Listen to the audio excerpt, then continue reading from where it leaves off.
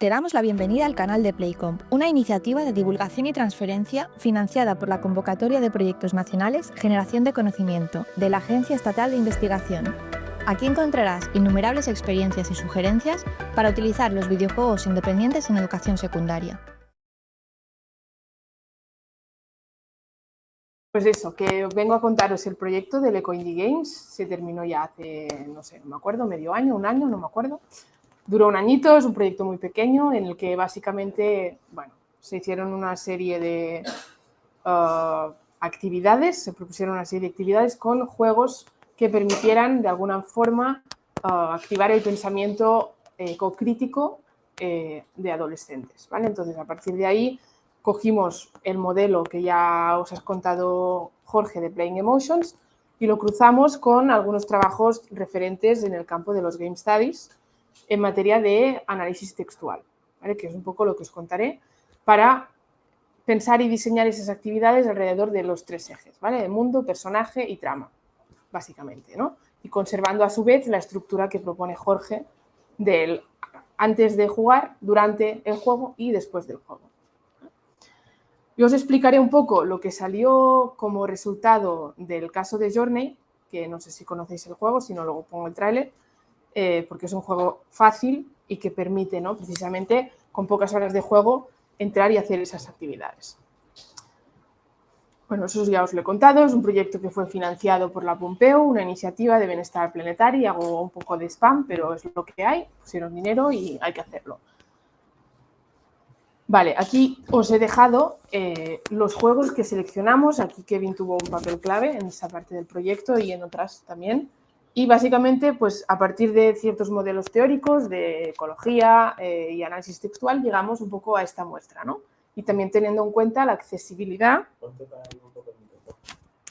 Pero si no hay nadie ahí en Twitch. Tenemos un Oca. ¿Cómo me lo voy a poner más arriba? Me voy a poner...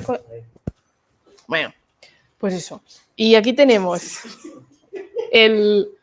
la clasificación atendiendo a 4 juegos supuestamente no antropocéntricos y 4 juegos antropocéntricos, ¿no? Un poco para dar juego a posibles debates en esta línea. Y además teniendo en cuenta la clasificación que proponen J-Man sobre el papel que juega el entorno en el juego, ¿no? Como backdrop, como escenario, digamos, que sería Journey, un caso, ¿no?, paradigmático en ese caso, como recurso, Stardew Valley, como antagonista, ¿no?, cuando el clima de alguna forma lucha contra nosotros, y como texto, ¿no? En ese caso eran, pues bueno, aquí esa parte era la más complicada de encajar porque texto era la parte más, bueno, difusa a nivel teórico, y pusimos estos simuladores, en ese caso como Blockhood, que es construcción de ciudades y demás, ¿no? Pero bueno, este fue un poco los argumentos que utilizamos para seleccionar los juegos, pensando en la posibilidad de establecer debates alrededor de lo ecológico, cambio climático, etcétera, ¿vale? Otros criterios muy importantes, que es una cosa que vamos a trabajar, que seguro que Jorge le pondrá mucho hincapié cuando hagamos la selección de juegos, es la accesibilidad, ¿no? El tema del precio, que sea una cosa asequible, el PEGI, porque entramos en los centros y es fundamental, que haya diversidad de plataformas, ¿no? No nos centremos solo en una, y que sea muy importante el tema de que puedas hacer actividades o plantear actividades con unos pocos minutos de juego. Es decir, que con poco que hagamos con el juego ya nos dé juego, valga la redundancia, para hacer actividades, ¿no? Y eso es importante. Y para mí la más importante, que de aquí un poco nacía la idea del proyecto, es alejarnos también de esa identidad hardcore, ¿no? De yo juego, soy muy bueno y juego para ganar, ¿no? Creo que lo contabas tú el otro día, ayer, en las cervezas, ¿no? De jugar un Papers, Please de una manera radicalmente diferente para, de alguna manera, hackear lo que el juego te propone a nivel de mecánicas, ¿no?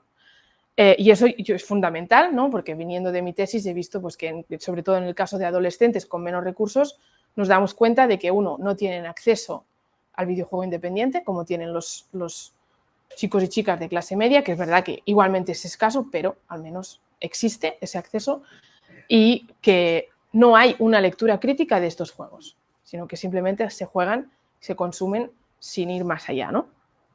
No hay una lectura como texto, que es lo que reivindicaba Víctor y que es lo que creo que, aunque hagamos estudios de recepción, desde educación, desde estudios y perspectivas socioculturales, tenemos que seguir reivindicando el producto, porque al final sí, es una excusa, pero todo gira alrededor de eso, ¿no? ¿Cómo hicimos un poco el proceso de creación? Pues bueno, ya como os comentaba, partimos de modelos de análisis textual clásicos. En ese caso, pues Oliver Pérez fue clave en esa parte del proyecto, nos ayudó a preparar la parrilla de análisis y lo cruzamos además con Playing Emotions, que ahora lo veremos y que es lo que os comentaba, ¿no?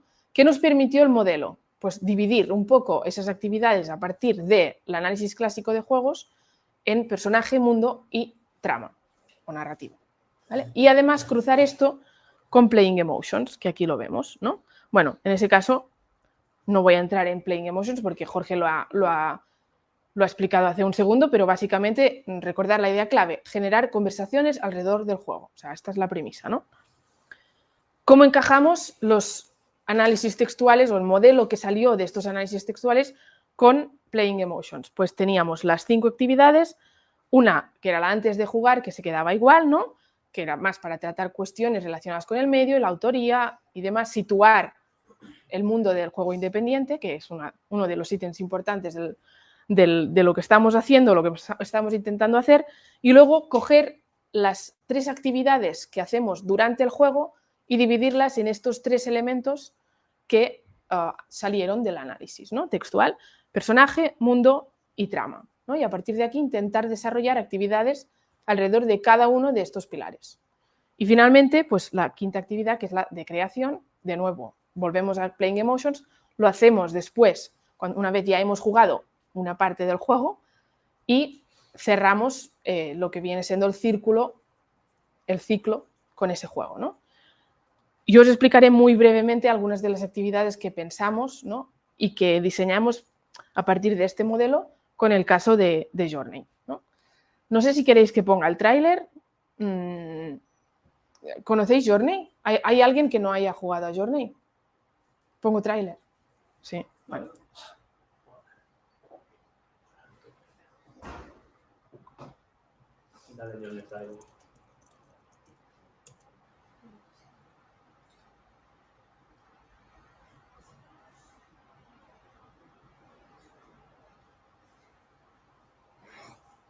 ¿Se ve?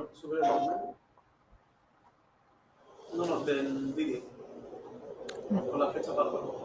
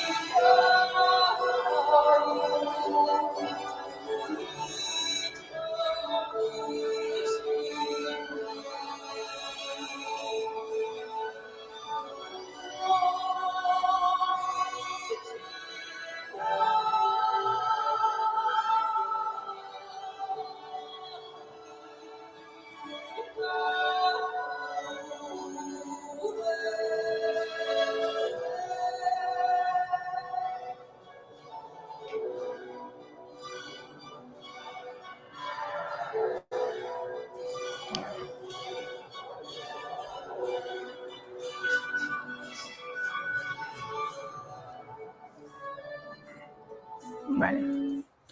Bueno, básicamente el juego, ¿vale? Lo que trata es un poco el viaje de la vida, ¿no? Si os fijáis, prácticamente en bastantes partes del tráiler vemos siempre la montaña, ¿no? Que es como el objetivo hacia dónde vamos, ¿no? La ascensión, digamos, y un poco lo que nos quiere transmitir el juego es que, pues, que hacemos este viaje, que disfrutamos del viaje, ¿no? Y que al final cuando llegamos pues nos damos cuenta de que Lo importante ha sido el proceso hasta llegar ahí, ¿no?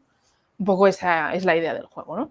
Ganó muchos premios, es un juego que tiene varios, sí, reconocido a nivel internacional y que además cumple sobre todo con esa condición que decíamos del PEGI, dificultad, es súper accesible, es visual, tiene una banda sonora que está bien y a nivel artístico pues daba juego para hablar también de cuestiones climáticas, porque como habéis visto tiene dos climas completamente opuestos, ¿no? El desierto y la montaña, ¿no? que está completamente... Entonces, Sí, Dani. incluso, ahora que dices esto, Julia, ojo con que este juego no tiene nada de hardcore gamer. Estaría, esto lo debatiremos a la tarde, en el límite, ¿eh? Porque ya es un 3D, ya aquí hay mucha gente que tiene súper interiorizado lo de, con este miro para todos los lados y con el otro me muevo, tiene cierta habilidad técnica de saltar aunque sea en la parte de los pañuelitos, tal. Es decir, ya estaríamos en ese criterio un poco al límite, ¿eh? Aquí se ponen a jugar y a muchos chicos, sobre todo más chicas, en plan de qué mala soy. Entonces, esto estaría en el límite si lo comparamos, por ejemplo, con Break o tal, que no tiene nada. Entonces, no pasarnos.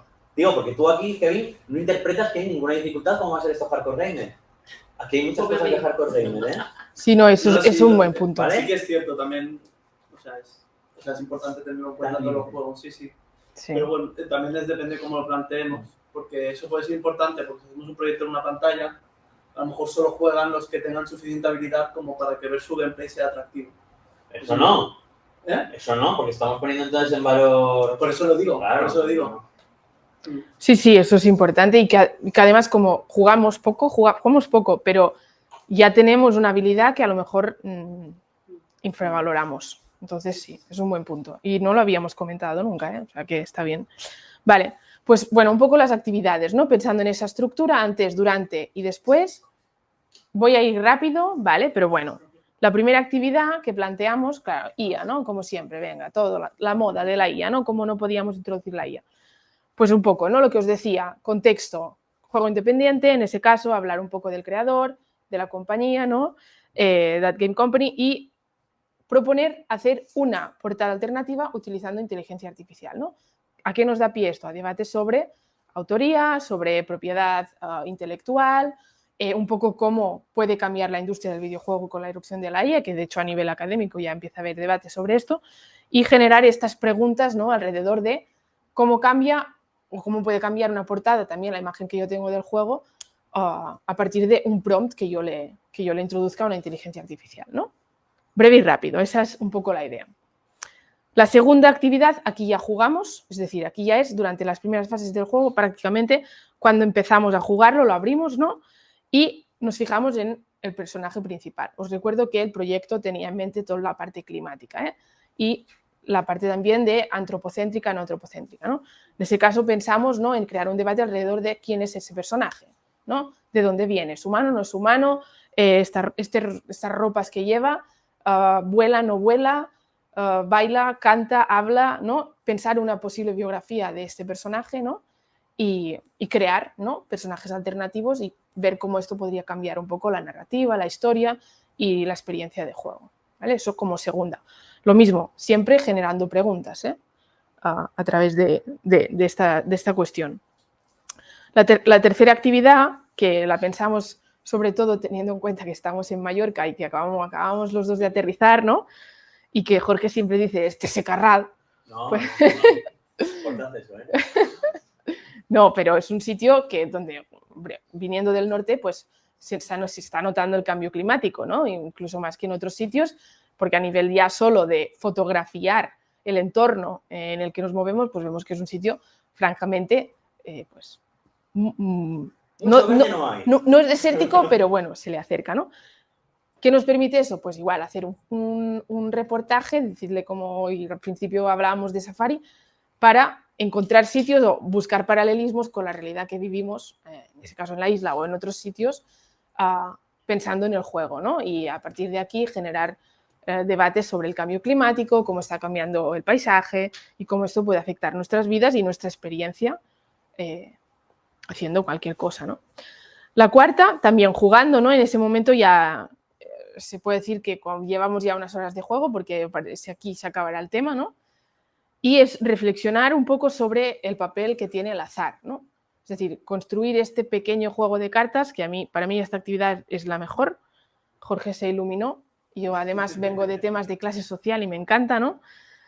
Y pues dijimos, ¿no? Poner esas 4 variables, país, pensamos en países que puedan tener un poco los 2 climas extremos que aparecen en el juego, clima, contexto y economía, ¿no? Y a partir de aquí ver qué pasa si repartimos las cartas y nos tocan cartas muy distintas, cómo esto puede cambiar nuestra vida, cómo esto puede cambiar o cambiaría el juego de manera radical, ¿no? Si eres rico y vives en un contexto urbano, cómo sería el escenario en el que se desarrollaría el juego o la vida, ¿no? Y a partir de aquí, pues generar preguntas y usar datos reales, ¿no? De, por ejemplo, la cantidad de niños o niñas que viven bajo el umbral de la pobreza. Y finalmente la 5, que es la que menos domino, y que Jorge, si puedes, quieres hacer mansplaining, adelante, que sería crear un juego de cartas que de alguna manera recree una idea parecida a lo que es Journey, ¿no? Aquí pues hay recursos que tendrían que estudiarse y ver cómo se podrían desarrollar más para dar esa parte más creativa, ¿no? Y como de cierre al diseño de juegos. Sí, sin más. Como la 4 efectivamente es una especie de juego de cartas, aunque sencillamente es una excusa para tener esas conversaciones, esa actividad 5 de diseño de juegos pues nos parecía, ya no lo habíamos abordado, si os acordáis, en ninguna de las otras 2 de Playing, lo más chulo, hacer un juego de cartas, ¿no? Trasladar toda esta experiencia de Journey a cómo la convierto en un juego de cartas con las peculiaridades del juego de cartas. Y lo que les damos es muchos recursos, como hacemos siempre, sobre cómo diseñar juegos de cartas y juegos en general, ¿no? ¿Y cuántas sesiones de esto tenéis con los niños? De la parte esta del jam, Esto igual que Playing. Sí, pero de hecho vamos a utilizar esto para no... Esto se quedó... A mí esto me encanta, pero me surge la duda, por ejemplo, mi centro pues está en una zona en riesgo de exclusión social. Por ejemplo, todos esos juegos yo los conozco, me encantan, pero es posible que mis alumnos no hayan tenido la oportunidad de jugar esos juegos primero, ¿no? Entonces mi pregunta es, claro, esa parte de juego de mesa, ¿podríamos hacer juegos de mesa con ellos primero de jugar, para que conozcan mecánicas de juegos de mesa y luego ya que ellos diseñen su juego, o vamos a machete con diseñar su juego? A ver, es que la 5 es la que se... O sea, esta actividad yo creo que es la que está más cogida. Claro, pero eso depende como del número de sesiones que tengamos. Sí. Bueno, técnicamente, lo que hemos contado al ministerio es que haremos 10 horas, 2 horas por actividad, entonces en principio para toda esta 5, en principio sobre el papel el profe tendría lo mismo 2 horas, de las cuales nosotros, cuando esto lo lees más desarrollado, igual puede dedicar toda la primera sesión a esa alfabetización de, oye, ¿conocéis algún juego de cartas? ¿Qué juegos de cartas conocéis? Vamos a probar estos juegos de cartas. Todo esto es lo que cuenta el recurso. Igual en la segunda hora, hacer el juego de cartas. ¿Qué pasa? Cuando esto lo hacemos nosotros en coles, las cosas de Playing, esta última es la que ellos siempre más alargan de motu propio. Claro. Porque realmente esas 2 horas sobre poco más les da que lo que dices para la parte de cómo se crea un juego y demás. Y a muchos profes lo que sabemos por Playing es que esta 5 la alargan, igual pues acaban ya el año en las tutorías, oye, vamos a seguir haciendo el juego, Pero sí, en principio técnicamente disponemos de las 2 horas para todo, a ver si podemos alargar. Pero que sepas que esa primera hora es un poco para explicar todo esto que a Julia ahora no le está dando tiempo a explicar, de alfabetizar en esto. Primero nosotros al profesor en las sesiones de formación, pues claro, y el profe ahí con... ¿vale? Vale, pues bueno, esto era todo, ¿eh? Sí. Pues si tenéis, bueno, intento ajustarme. Si tenéis preguntas, no sé si has llegado a plantear la pregunta esa de qué pasa si tenemos un alumno que tiene autismo. Sinceramente, no lo sé. Claro, que eso es algo que quizás sería bueno hablarlo en un grupo, que normalmente en el aula ordinaria vamos a tener alumnos con NEAN. Entonces, que idealmente no sea el alumno apartado que no hace nada, sino que realmente esté incluido en la actividad. Esto tendríamos que plantearlo como plan de contingencia. Pues si tenemos alumnos con TEA, alumnos con discapacidad intelectual... Sí, ahí vosotras sois las que nos tenéis que contar. Y de hecho eso pasa en todos los programas. Al programa de educación responsable le pasa, que es todo audiovisuales y tal, pero no han contemplado la manera de integrar y tienen que resolver los docentes con su plan creatividad que podamos hacer. A ver, yo siendo un poco malos para quitarnos un poco de responsabilidad, es verdad que nosotros construimos el recurso educativo y es verdad que técnicamente luego el profesor, una vez que lo tiene interiorizado, ha hecho las formaciones, él es el que mejor sabe cómo hacer las adaptaciones, ¿no? Y porque se podría hacer quizás, no sé, Como guía para grandes, Por quizá, un ejemplo, poco. un PDF de, bueno, pues quizás si esto no cuadra, Sí. o sea, ¿qué pasaría si? Sí. Claro. Como real. Rollo niveles, ¿no? El Sí. nivel 2 es lo que tenemos planteado. Pero ¿qué pasa si tenemos un alumno con altas capacidades? ¿Cómo podríamos enriquecer el programa? Nivel 3, ¿cómo podríamos...? Bueno, no le vamos a decir una Sí. opción porque si no parece que es más Sí, fácil, exacto. pero nivel verde, visual. azul y rojo, yo qué sé, o amarillo. Ahora, No, por ejemplo, lo hablábamos antes, que alumnos con TEA, plantearle, que esto es una conversación que será por la Que era de tarde, café, ¿vale? Sí. Que tal vez quizás, pero... que por, No, pero es interesante que van muy a esto. tope, porque de alto funcionamiento, o sea, TEA de alto funcionamiento, no van a esperar. Quieren, o sea, además, tienen un... Es muy hardcore gamer, Sí, justamente. sí, van como muy a cachón, muy gallego, ¿no? Pero van muy a tope y entonces quizás el tema de los turnos les complica un poco. Entonces, a lo mejor una actividad mientras, y claro, puede ser, Sí, no sí, sé. Bueno, eso No, es genial, como- genial. A ver, es Pero verdad que en planteamiento. el Sí. playing desarrollado sí que se contemplan, ¿eh? Oye, si esta gente ha acabado esto, pues bueno. Pero es verdad que ahora también tenemos que ser un poco estrategas, pragmáticos y a ver qué lo vamos a hacer nosotros. Que esto no lo Claro. vamos a encargar a una empresa para que nos lo haga. Entonces, De hecho, yo ahora está muy bueno. ¿vale? Pero son cosas que es interesante, igual que lo que has Absolutamente. comentado tú, de que Journey igual es más hardcore de lo que podemos asimilar nosotros, pues lo mismo. Porque não neste tipo de trabalhos, mas até no mestrado, temos trabalhado com professores de ensino especial que usam muitas estratégias lúdicas com crianças com dificuldades específicas de aprendizagem. Se eu estou a perceber bem, também, o que é que me parece que podia ser interessante do ponto de vista do projeto?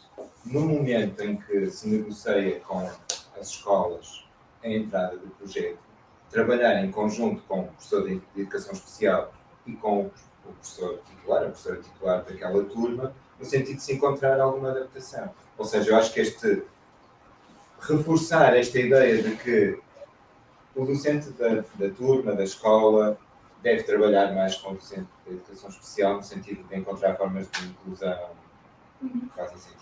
Elas podem não ser, acho que nós desenharmos uma forma não vai funcionar, porque ela vai ter de ser específica para aquele lugar, para aquelas crianças, etc. E, portanto, faz sentido envolvermos logo esse colega de educação especial quando negociamos com a escola. E a partir daí vemos se é necessário, se não é, e que tipo de adaptación pode fazer sentido. Para mí parecía... Igual tiene más razón. Sí, sí, de hecho es que esto que dices, pero me parece muy interesante. Lo que podemos hacer, a ver, pensar que esto, aunque luego haya excepciones, la derecha es que se haga en las tutorías. Es decir, esto debe estar al menos informado. Lo que nosotros, Pedro, para que no sé si lo tenéis igual, tú te puede tocar ser profesor de matemáticas en primero de la ESO, pero todos los cursos tienen un tutor, ¿vale? Entonces, igual eres profe de lengua o eres profe de matemáticas, pero eres también tutor de primero C. Entonces, 1 hora a la semana tienes que olvidarte de las matemáticas y tienes que trabajar todas las cuestiones transversales, que es donde queremos que hagan nuestro recurso.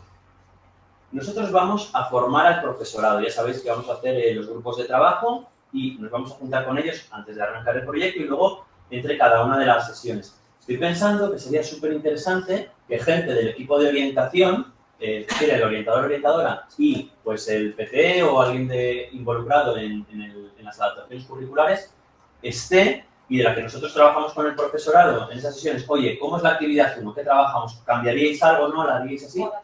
Que además que aprovechemos, digo, para operativizar las sesiones de formación en el centro para que ahí mismo se empiecen ellos mismos a hacer Y sus segundo, adaptaciones. tercero, cuarto conocen a los niños del año anterior. Primero viene un poco de nuevo, porque es lo que venga del colegio, pero los otros ya saben qué niños con ellos. Como en teoría del programa no empezamos a aplicar mínimo, ¿no? Los centros desde enero o febrero, depende del centro, si a principio de curso ya tenemos el centro y les solicitamos información de qué necesidades tienen ese curso, también podemos pensar y hacer propuestas. Pues te pongo un ejemplo. En el programa de la Fundación Botín, lanzaban un anuncio o un trozo de una película y luego había actividades relacionadas con ello. Entonces, si tienes un alumno con discapacidad visual, no accede a toda la información visual. ¿Qué propuse yo? Por ejemplo, como una adaptación. Pues vamos a trabajar además las competencias. entre todos, ¿qué emociones habéis visto? Estas, vale. Y un compañero las va a expresar con su cara y el otro puede ir tocándolo y van jugando expresión, identificación de una manera táctil y facial. Estoy trabajando las competencias con adaptación. Yo no sé si esto un maestro te lo dice. ¿Sabes cómo te digo? Vamos a hacer yo propuse que hiciesen con las emociones básicas, con escayola, como unas caras que pudiesen los chavales tocar y que se lo vayas poniendo delante con lo que escucha. Yo no sé si van a llegar a este punto. Entonces, si a principio de curso sabemos qué necesidades hay y entre todos también podemos pensar o hacer propuestas, además de los orientadores, hacemos, o sea, lo que vale en Almería para una persona vale en otro lado. Entonces, reinventar la rueda 40 veces, no sé. Pero bueno, que midiendo, que es que también nos estamos cargando, no cargaron nosotros también de... No. Y ahora vamos a hacer adaptaciones para todos los campos. No, pero... No para todos, no, pues claro, con un poquito de DUA, quizá, un poquito de diseño universal de aprendizaje que diga, pues esto sería para enriquecer, esto sería si necesitas una adaptación, y luego ya concretas con cada centro. Muy guay. casualística. Pero la duda sí.